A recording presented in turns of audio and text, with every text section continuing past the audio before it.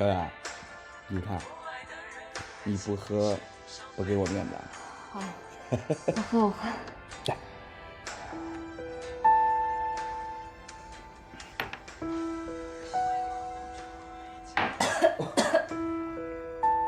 慢点，慢点。哎呀，真是个好女孩。哎，韩总，你这有眼光啊。陪我跳支舞怎么样？啊，张总，我太晕了，我实在是跳不动了。我别给我跳，咱们再喝一杯，好不好？来，我真的是喝不动了。哎呀，今天开心，来，小冉，给我个面子啊！来，再喝一杯。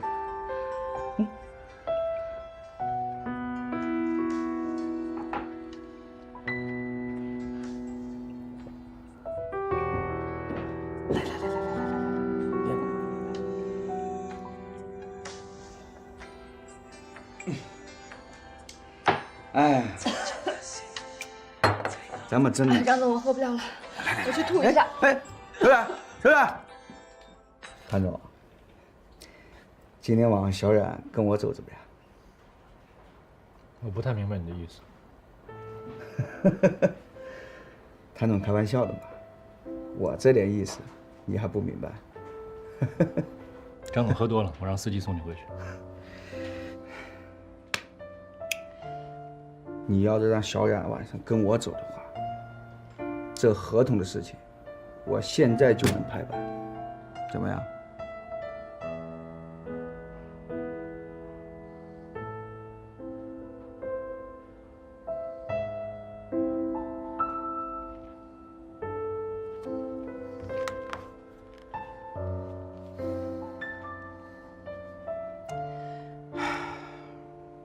喂，进包房接下人。我先让依然去车上等你，咱们再具体谈一下合同的事儿，然后让司机送你们两个回酒店，怎么样？好，好，我现在就能把这合同给签了。韩总。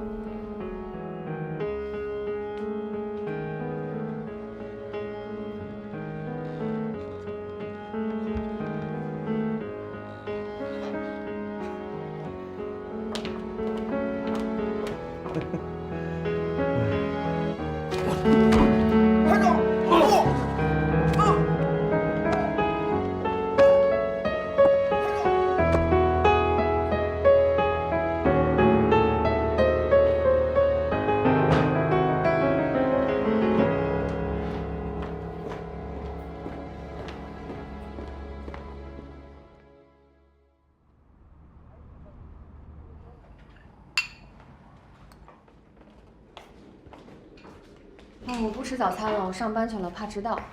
别呀，哎，做都做好了，吃一口，5分钟的事儿。好吧。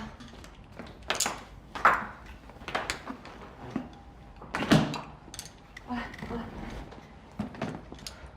昨天因为什么呀？喝那么多酒？要陪几个客户。陪什么客户还得喝酒？待会儿我给少爷打一电话，以后这种事儿别去了啊。不用了，也就这一次，下次我就不去了。真不喝了，要不然迟到了。今天起晚了，走了啊。哎，那就喝这么一口啊？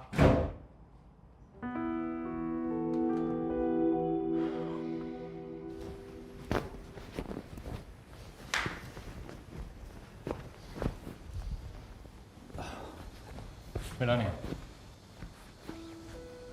干嘛？有事和你商量。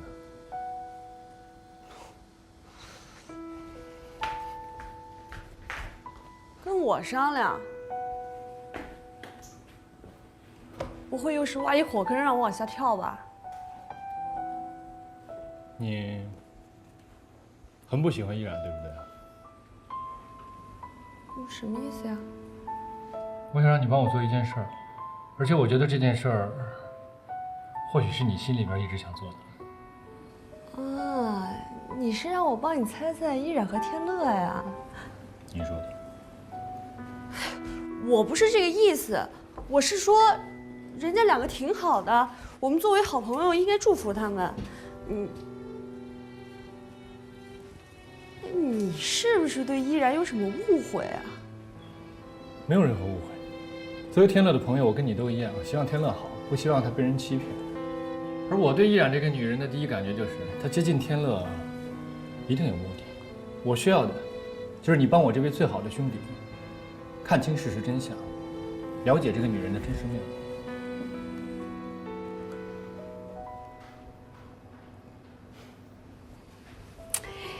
据我观察呢，你和依然生日会那天，应该不是第一次见吧？梅安妮，你跑题了。我刚刚说的是依然跟天乐，依然接近天乐，无外乎就是想接近他自己想要的生活而已。那他想要什么生活呀？想要什么样的生活不很简单吗？跟很多女孩子想要的生活一样啊，花不完的钞票，买不完的美丽衣服，还有听不腻的赞美。那他就更没有理由找天乐了呀，天乐也满足不了他。以依然现在的位置，他只能找天乐，而且把天乐榨干之后，他会站在天乐的肩膀上，去完成他下一步的计划。依然这样的女人不可能做无用功，不可能去结交他认为用不到的朋友。你这么一说，还真是啊。每次跟他交手，他都不动怒，说什么好像都激怒不了他。就也不知道他心里到底想什么，好像是一把剑刺在那个海绵上，软塌塌的又弹回来。你说他是不是曾经受过什么伤，还是童年有什么阴影？他是不是受过什么刺激，是不是有阴影，我不清楚。我只是觉得，以你现在的脾气跟秉性，根本不可能是他的对手。那你自己干嘛不去跟天乐说呀？而且我凭什么帮你？我刚才不是跟你说过了吗？第一点也是最重要的一点，我跟你有共同点，我们都是天乐的朋友，我们希望天乐好，不希望他被欺骗、被人利用。而且这件事呢，只能由你来做，我的身份不太适宜出现。第二，我给你加了一个附加条件，这个律师函里面的合同有你父亲的亲笔签名，其中涉及到一些经济问题，数额虽然不是很大，我也让对方停了一停。而由我们公司代为解决的话呢，事情就不会很大。如果是走司法程序，你会很麻烦。我爸是清白的。你怎么总是这么天真跟幼稚呢？你父亲欠了很多钱，不光欠我们一家，而且我现在只是给你提一个醒，你以后用钱的地方很多，现在暂且没问题，不代表永远没有问题。所以，只要你这一次帮我，以后你的财政问题，我们可以再商量。我们没有财政问题，我爸是被陷害的呀。你爸爸是不是被陷害的，跟我没有任何关系。我再跟你说一遍，林天乐是我的好朋友，我会帮我的好朋友，而你也要帮我的好朋友。做这件事儿对你没有任何损失。如果你不相信我，没有关系，但是你可以想一想，依然为什么要去接近天乐？依然，他为什么？他突然来到这个城市，还带了那么一个来路不明的小妹妹，是挺可疑的。你还不相信的话，我再给你出一招。什么招呀？不过我先说清楚，害人的事儿我坚决不做。以我对依然的判断，她是一个非常物质的女人。她之所以表现得如此清高，是因为她内心的欲望还没有被点燃。这种欲望被点燃之后，将永远没有办法熄灭。而我需要你做的，就是去点燃她的欲望。你是让我让她变得物质？不是变得物质，是本质使然。你只要试一试的话，就会知道，我今天说的，全都是真的。再说，你怎么忍心天乐去娶这样一个女人呢？忍心看着天乐有朝一日被她伤得满目疮痍吗？可是天乐是个好人呐，他应该得到爱情的呀。是啊，所以说依然他就是一个定时炸弹，在天乐身边，说不准什么时候就噗炸掉了，很危险的。所以你要帮他，更何况帮天乐就是在帮你自己。因为看到自己喜欢的人被一个如此有心机而且身世复杂的女人给抢去了，请问你心里边会很舒服吗？你乱说什么呀？我谁喜欢他了？别瞎说。梅兰妮，做这件事儿，于我，于你，于天乐都是好事。还有，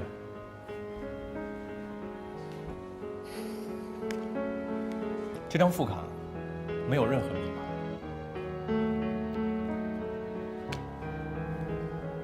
你随便刷。